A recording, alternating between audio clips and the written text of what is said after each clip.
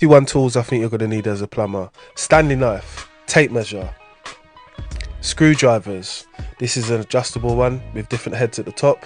Tap spanner, adjustable as well.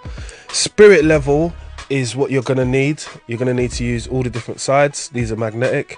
Adjustables, adjustable spanners. These are 6s and 8s. These are my cutters. It's two different sizes, 22 and 15. Box spanners. These are my trusty Nipex water pump pliers. My handheld drill. It's a beast. And this is the drill set which I do go with. I think it's value for money. Gloves.